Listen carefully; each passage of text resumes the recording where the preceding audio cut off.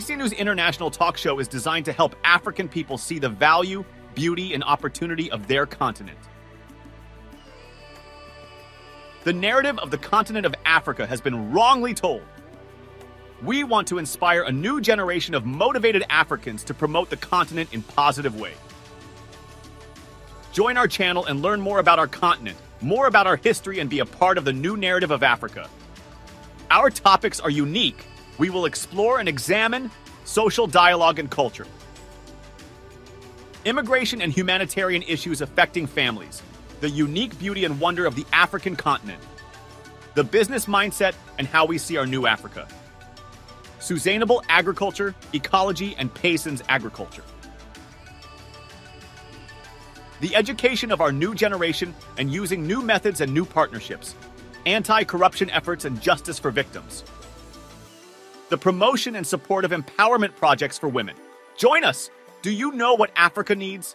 We need political stability to invite creativity, freedom, innovation, and investment into our movement. We need strong education. We need to show our next generation how Africa is rich and why Africa is a good place to be. Africa is the future of the world. This what will united Africa from the north, from the south, from the east, and from west. We are the color of the African continent. Join our discussion only in BC News International. Email us at contact@bscnews-international.net.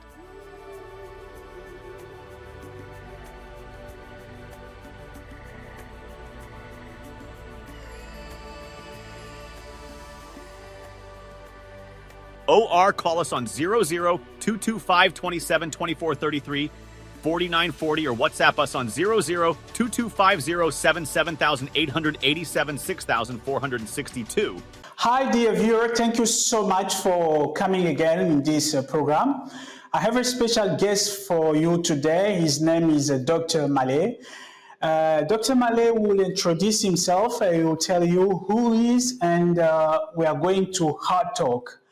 Dr. Malle, can you introduce to our viewer who you are and what's your position, please? Thank you very much, Eric, and thanks also for inviting me. As you rightly say, my name is Dr. Malle Fofana. I'm the Africa Regional Director of the Global Green Growth Institute, which is an international intergovernmental organization based in South Korea, but working on environment and climate change, sectors and ecosystem. Great. So, Doctor, today we want to talk about our environment.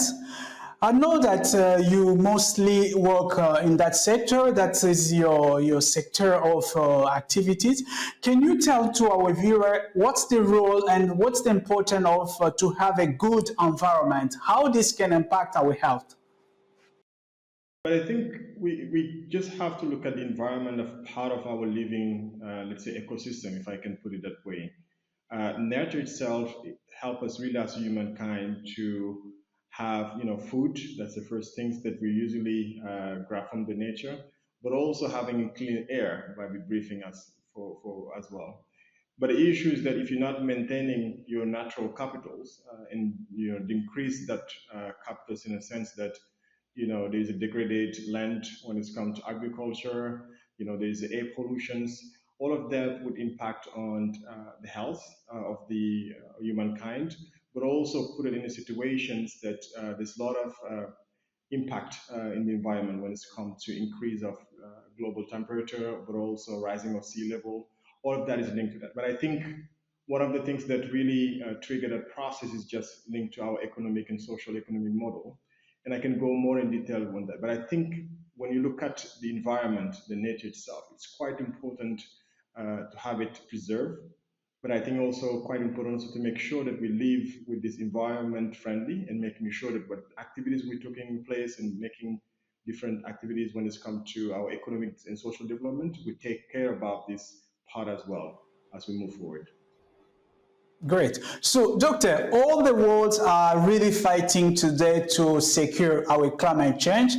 We know that the climate change has been a very big problem for some, especially African countries, where there is some companies that invest a lot of business through some companies, and the climate change has always been a really big problem. how we can secure our safety in some African country.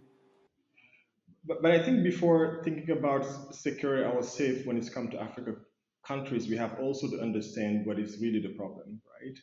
And I want to just maybe give, let's say, context of it, right? And that's linked to really a kind of backward conversation that when you look at the economic path and development of developing countries, they have three sequences they just follow up. And the first one is just how they can just having poverty alleviations that help them to, build the right policy in place, trying to reduce the poverty reduction as well, and making sure that they create, living environment for the populations. Now, when they move to that policy alleviations, they go now to the industrial era, right, where you have a lot of industrialization process, but also the development of, industry. But that economic development at that time do not take into consideration the natural capital that need to be preserved.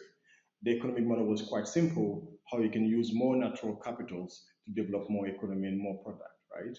And now the third phase is in the third era now we're facing now is what I would call the era of mass consumptions, which means that you have a lot of people, consumption really high when it's come to the productions, and that create a lot of plastic waste, all is linked to that issue that we're seeing now. But those three sequences in era was made in different time, and each one take specific moment, right policy, strategy, financial mechanism to get to the place. Now we come back to Africa, and for Africa, what is happening now is that we ask the Africa continent to really look at the three phases and trying to do it as one. What I mean by that is that we ask the Africa continent to just solve the poverty reduction issues, trying to build great industrial development, but also going with the mass consumption when it's come to product and services. And those three combined is three problems that we have to solve. And in addition to those three problems, you have the COVID-19, you have the conflict that happened in the countries, but also you have when it's come to climate change. So with all these issues, you cannot solve it with one particular strategy. And when you look at African strength, we start with first talking about poverty reduction strategy. We hear a lot of countries talk about poverty reductions, and then we hear about social economic development, and now we start hearing about green growth model. And that green growth model is quite important for the African continent to solve the issues. And the reason why it's important to go with that green growth model is that that model includes both what I would call adaptation to the climate change, but also mitigation to the climate change. And those two are the two main components when it's come to solve the issues when it's come to climate change. Africa itself, as a continent, we just have 3% of GHG contribution when it's come to, and the 97% come outside the continent. So we just pollute less. But the issues that we are most affected by the climate change, we just are affected by the impact of the climate change, which means that there's less, for example, when it comes to agriculture sectors, that we know that 80% of the population are really active in that sector. We have less rain. We have a lot of drought that links to it, flood also that impact that kind of area. But it means that for the Africa, we have to look at a little bit how we can be more resilient to climate change, and also have the right policy and strategy in place that can help that integrated problem with an integrated solution. And that's to respond to your questions. It's not an easy answer to just, this is the way we can do it, but I think it's good also to understand where Africa came from with this different development trade, but also what are the things that we have to consider to move forward. Great. So, Doctor, the United Nations give himself and all the world what to say, the mission to attain by 2030, we should really eradicate the problem linked to the climate change. We should win that battle. How some government and some local authority can assist local population to tackle this problem of climate change, while the corruption can be a trigger, a problem that some of the government doesn't succeed to reach that target for by 2030. What do you have to say about that? Yeah, I think there's a lot of success story in Africa, in a couple of countries that really show the case that it's feasible to get to 2030. But I think I will just maybe frame it in a different way. There's maybe five, six different orientation and steps that we'll be looking really forward. One is just linked to how we can help the countries to have access to climate finance. The goals that you mentioned for 2030, which is linked also to the NDC as well, on how countries can just achieve without having money. But the biggest issues that they have planned, they also have an idea what will take them to just get to this result. But the issue is that where we can find the resources, both public and private sector, and look at the NDC now for 2050, Africa continent need $2.8 trillion to achieve that. And when we look at also the numbers, where you go more in detail, that 60% come from the public sector. And you know that they're also planning of most of the countries that have the NDC to borrow money, which is mean debt, right, to just implement that particular NDC, which is not sustainable.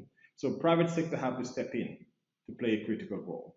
And also to do that, I think accelerating the climate finance is quite important by helping countries to have green bankable project, because the green bankable project is quite important because most of the financial institutions, they do not know really how they can access a green project.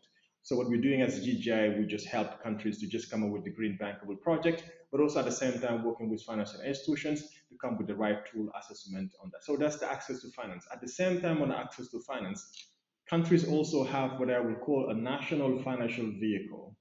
A national financial vehicle is quite important. And the reason why it's important is that private sector, to really invest in the project, they also assess the level of risk. And for Africa, as I mentioned earlier, adaptation is key. And private sector are really reluctant to put money in adaptation project because for them it's high risky when it comes to agriculture.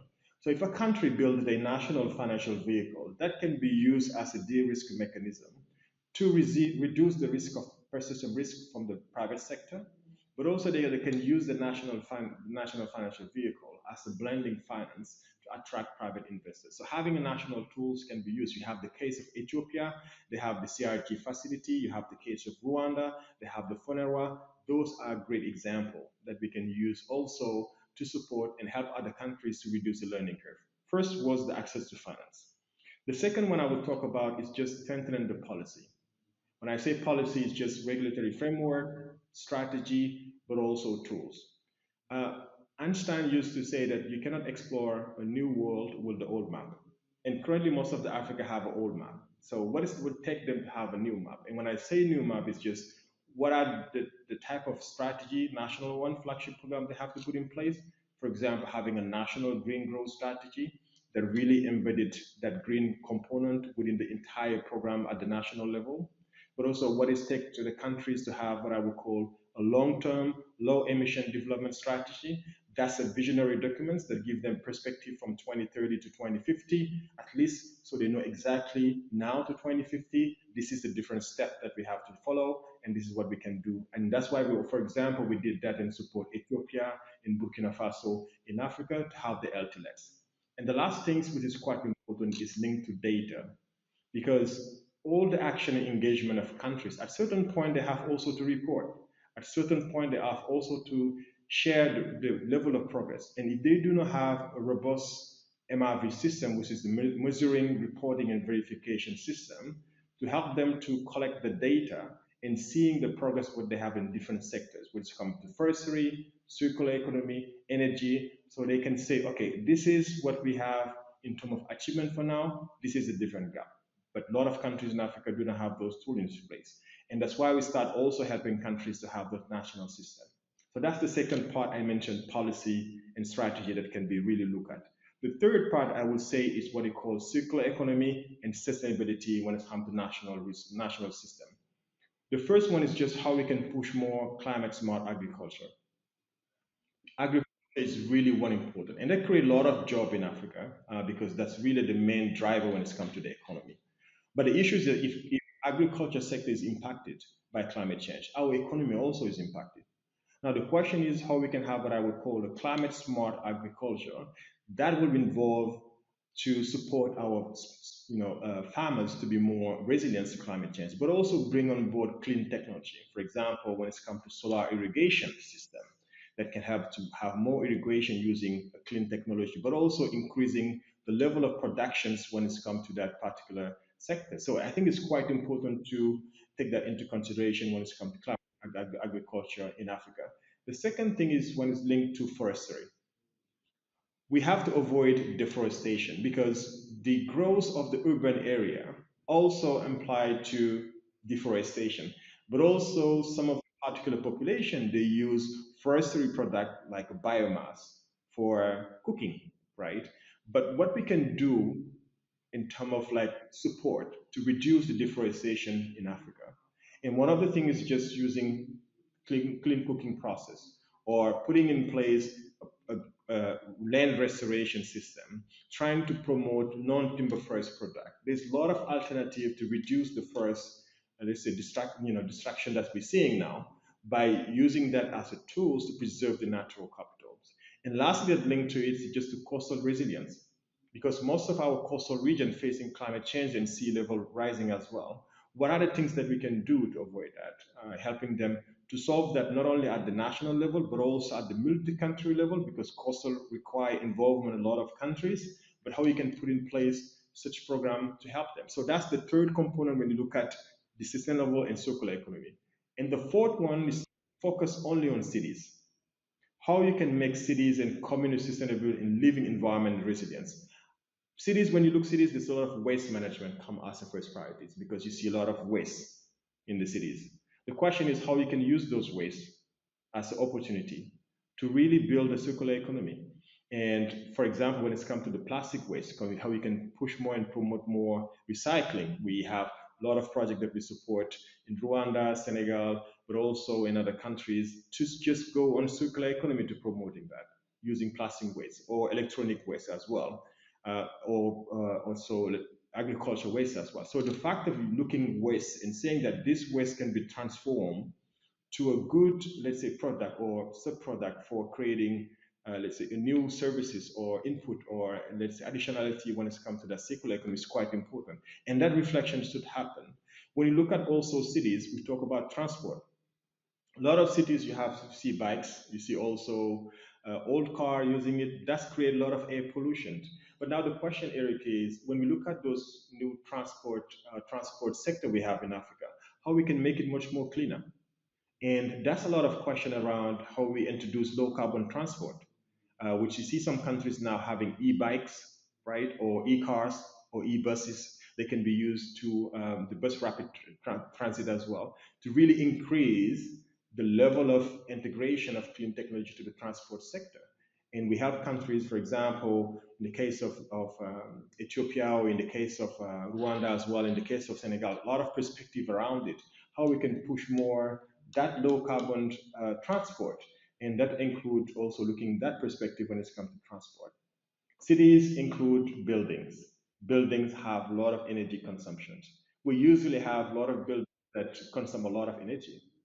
But the question is how we can make sure that those buildings can be energy efficiency. We use less our air conditioner, right? But also using natural ventilation in the buildings, using local materials or recycled materials.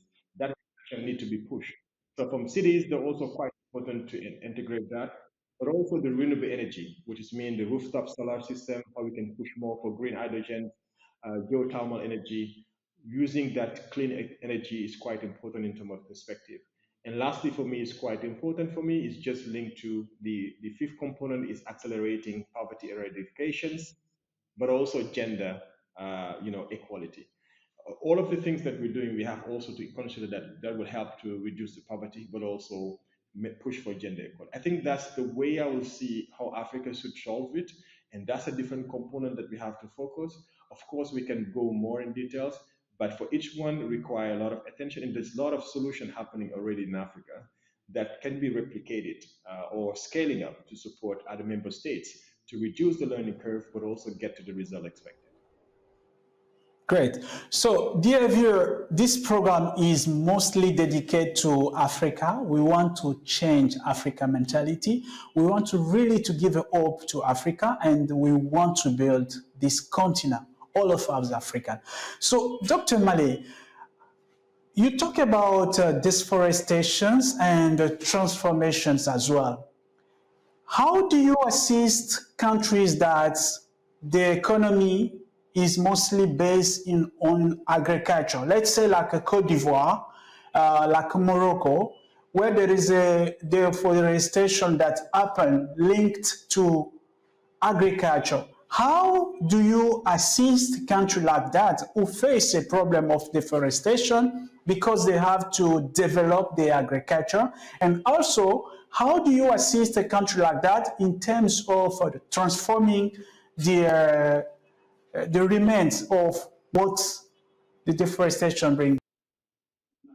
I mean, we have also to saying agriculture doesn't mean that we have to deforest, right? The deforestation is not also always linked to agriculture. I think we can go with the concept of agroforestry, right, which means that you still have your agriculture, but will also integrate that forestry component, part of your agriculture component. And the other element I want to also, with a lot of result from research when it's come to seed, but also the level of productions. The size sometimes not important, right? What is really important is that in the size you have, the smallest one, how you can increase the potential or you increase the level of productions that you have. And that requires looking the right seed, to have the good technical assistance when it's come to climate smart agriculture. But as you know, sometimes also there's now the vertical agriculture, right? People now building agriculture top up, right? Looking for alternative. The way that we support those countries is sometimes it's just good to start first with the policy. Why I would like to start first with the policy is that helping them to understand what will be the shift or the big transformation that will be required for the countries to show the benefit of moving from that particular ecosystem or particular development concept to a newer one. And the second is just designing proper program, because you can say the policy inside, but what type of program you can put in place that help you how you're going to do it. What are the things that you need to put in place? What are the institutions that need to be involved? And when you look at the program, then you can go down scaling, saying that from the program, what type of project that I need to have to place. You can have a specific project that dedicated to climate smart agriculture. You can have a specific project dedicated to SME incubators for young entrepreneurs tied to the climate smart agriculture. So each one, that's what we design as well. Once we design those, we're also not stopping there. What we're doing is that, as we know that access to finance is also the most critical part, we're also helping our member states from those projects, how they can also secure funding. And that's what we're doing. And globally, for example, for DGI, we mobilize since now, I think, 8 billion for our member states. And we're really looking forward to go beyond, because for us, it's quite important that our member states get the resources, especially green resources, that can help them to get to the result. I think that step is quite important, from the policy to the program to the project level, but also access to finance. But in parallel, while we're doing those, we also ensure that we build the capacity of the countries, the different stakeholders, to understand what will be required to make that shift, because that's a big change for them as well. You cannot come and say, okay, look, you're doing agriculture and that's what things doing it, and they do deforestation, you have to stop now.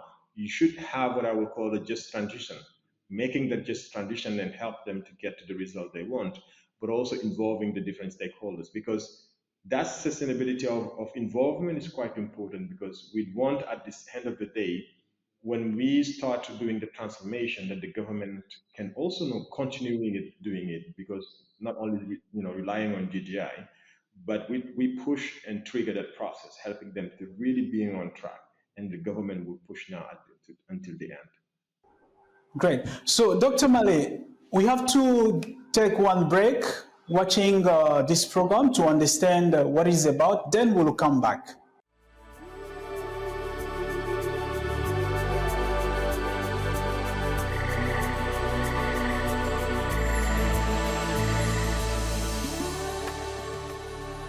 BC News International Talk Show is designed to help African people see the value, beauty, and opportunity of their continent.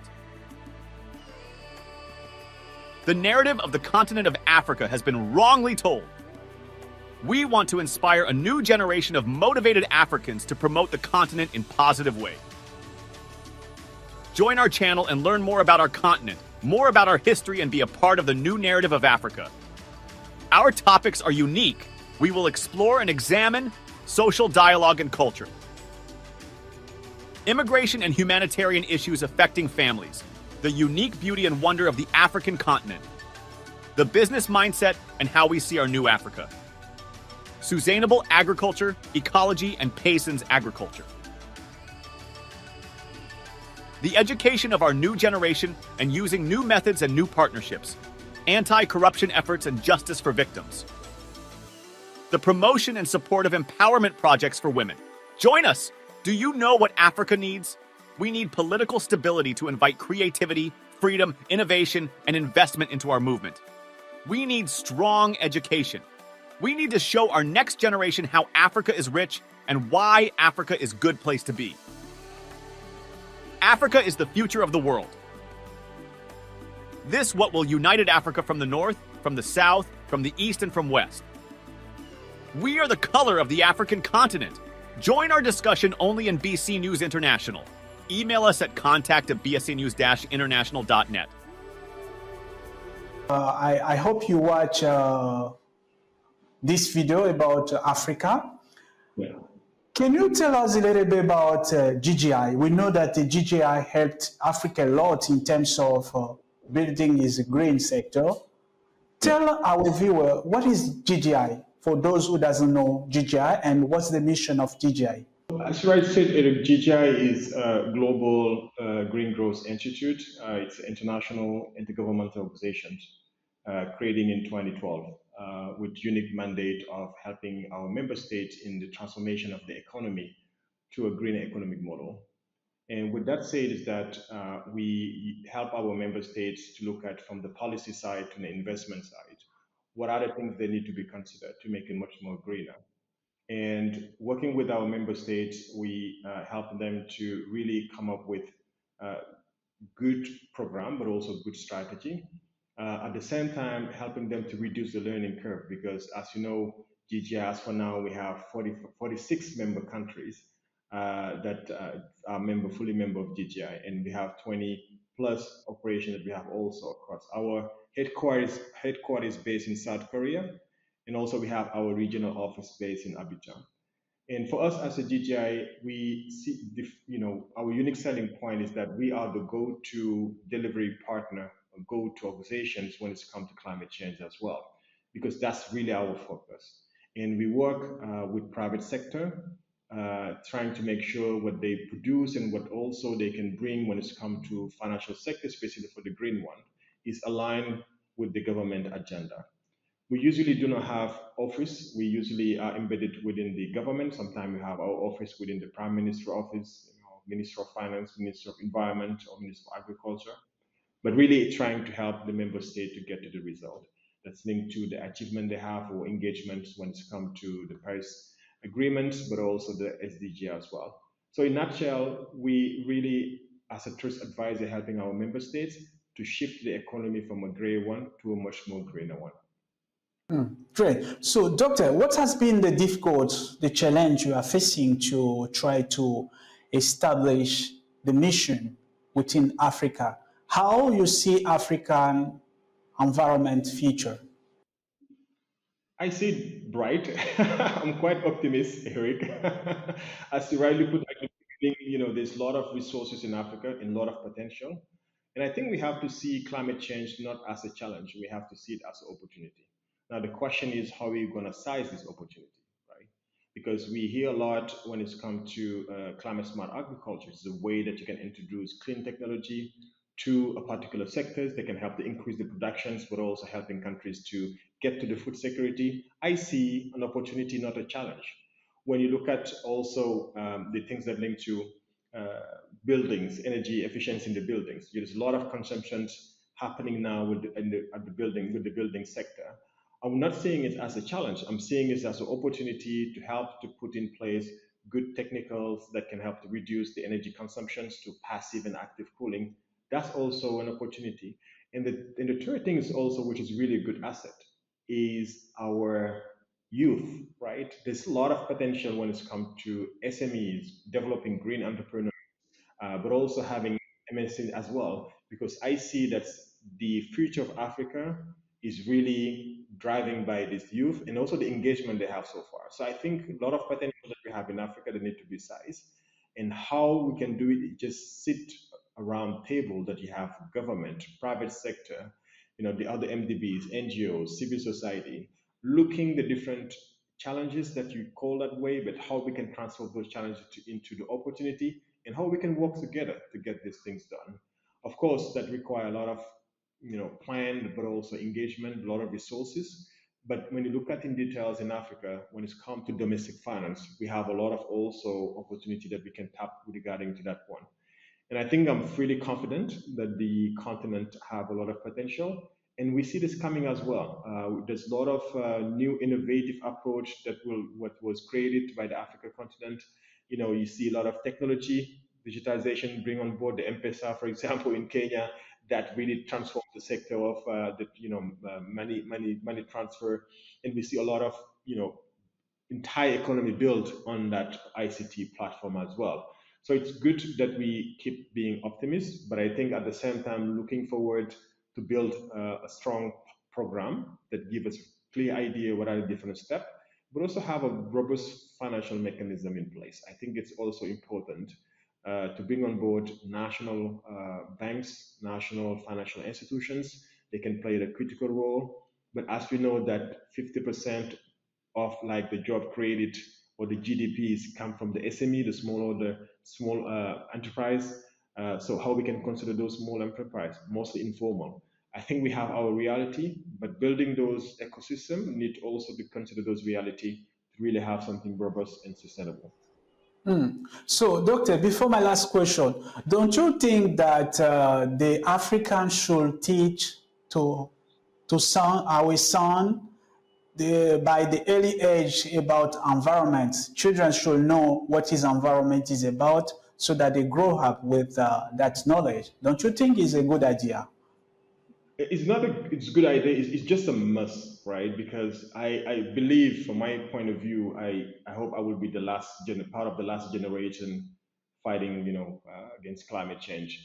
And I'm doing it because I also looking my son, and I'm just don't want them to just facing those, kind of issues in the next couple of 10, 20 years, because the world will be difficult, because, the temperature will be rising, would be difficult, like living environment. But I think the way that we have to teach them is not for them to look the climate change itself, but how we can help our next generation to love the nature, because loving the nature will be pushing you to protect the nature. It's not about just fighting that climate change. It's the issue, of course, but how the next generation can really embrace natural biodiversity like that, in a sense that they would like to protect it. And I think when we was when we're doing the primary schools, we used to have environmental session that we have every Thursday, and the teacher will come up and show us the nature, the beautiful of the nature. And that's from there you have that really feeling that you would like to protect the nature. And those kind of things tend to disappear. I mean, the next generation have to believe and have the same level of engagement when it's come to fight against climate change. The next generation have also to be in hurry, but also be protected and prevented, in the sense that we have to pave the way for them to really continue our work. And to do so, they have also to believe in nature, believe in collective effort, but also believe it's possible. And the only way we can doing it is just teaching them, helping them to understand the context, but also the implications, so at least they can just take over from there and move to get to the result that we want. All of us being in the living environment that are really pretty nice and beautiful. And that's the beauty of the nature. And the only way we can do it is just really involve all stakeholders, from older to the young, but also from the different kind, private sector, public sector, MDBs to play their role. And that's the only way that will not say saving the planet, but also saving the human species. Because the planet itself, I think at a certain point, we can live without human spaces. But the point is, for us as a human, how we can also make sure that we're still there And the only way you can do it is just preserve the nature. Great. So, Doctor, what will be your last word to our viewer regarding our safety, sovereignty, and our environment? I think our viewers it's time to just reduce the talking and walk the talk, if I can say, doing more actions when it's come to the climate change, but also coming with solution. And solution are there. Within GGI, we have a lot of solution that was conducted in some countries. Proof is about scaling up. We'll be happy to share those. But also everyone, I would consider each person watching this as a green champion. You can play a role. Whatever you're doing, which field you are, that can be technology, agriculture, space things, you can just be part of those who will transform, and being part of this help to just fight against climate change. It's about small act, but I think that small act collectively can have a huge impact. And I believe that with the work of everyone, we can be able to achieve that. And I think GGI as intergovernmental organization is ready, and also being always there and support our member state to get to the results so far. Dr. Malle, thank you so much for your time. We hope to see you soon for the next discussion. Thanks very much, Eric, for inviting me as well. It was a pleasure. Thank you.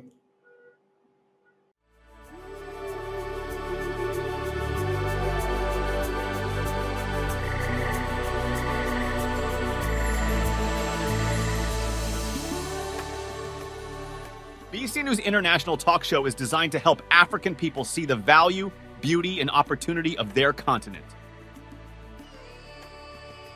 The narrative of the continent of Africa has been wrongly told. We want to inspire a new generation of motivated Africans to promote the continent in positive ways. Join our channel and learn more about our continent, more about our history, and be a part of the new narrative of Africa. Our topics are unique. We will explore and examine social dialogue and culture, immigration and humanitarian issues affecting families, the unique beauty and wonder of the African continent, the business mindset and how we see our new Africa, sustainable agriculture, ecology, and Payson's agriculture,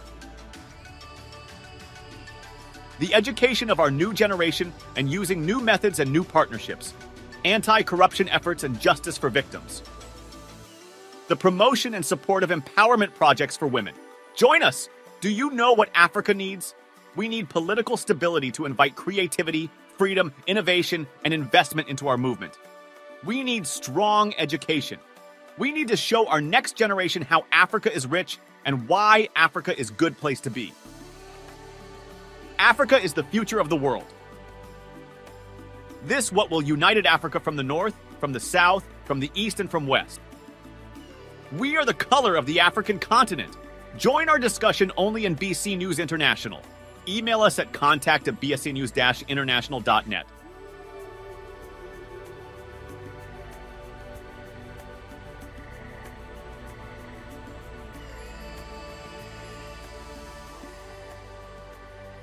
OR, call us on 00-225-27-2433, 4940, or WhatsApp us on 00-2250-77887 6462.